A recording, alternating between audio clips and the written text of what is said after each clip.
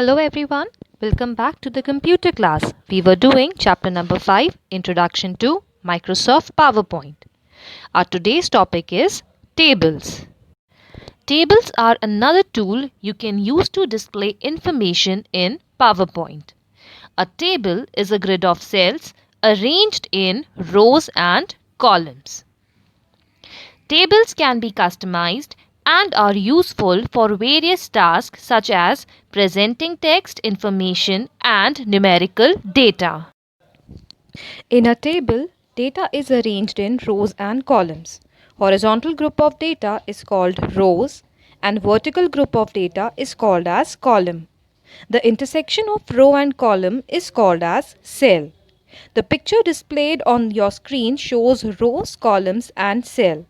The blue rectangle shows row, the red rectangle shows column, and the small green rectangle depicts a cell. Let's see the practical now. I have opened the old presentation that we created in the previous class. I'm adding a blank slide to it to insert a table. To add a table and slide, we have to click on Insert tab and from there select Table option. We have three choices to add table.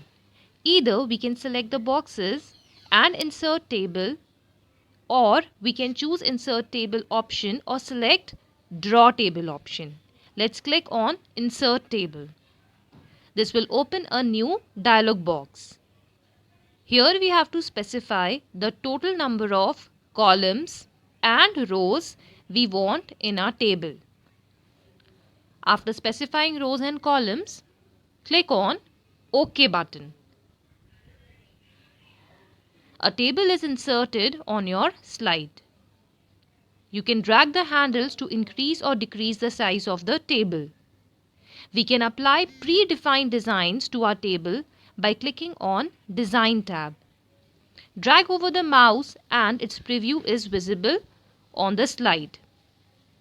I have added column headings in the second row. I can adjust the size of rows and columns by dragging the mouse on row and column line. I want to add my main heading in the first row. For this, I will select the entire row. Right-click the mouse button and select Merge Cell option from the pop-up menu.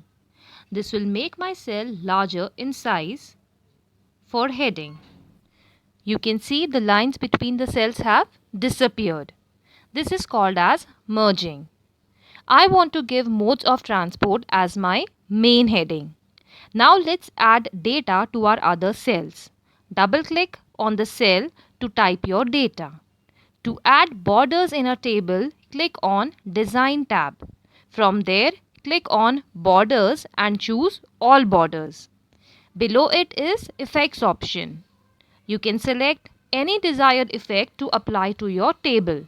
See the changes in the edges of the table. To change the line thickness, click on Line, select its width and choose the pen color. Now simply click on the lines in the table to apply selected line color and thickness. Now let's format our data.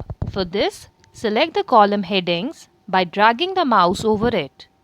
Click on Home tab and select Bold and Align Center. All the column headings are darker and in center now. If you want to delete a row or column, for this, first we have to select the row and column.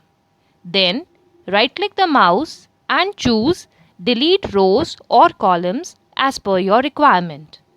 So this was all for today's class. See you soon in the next class. Goodbye.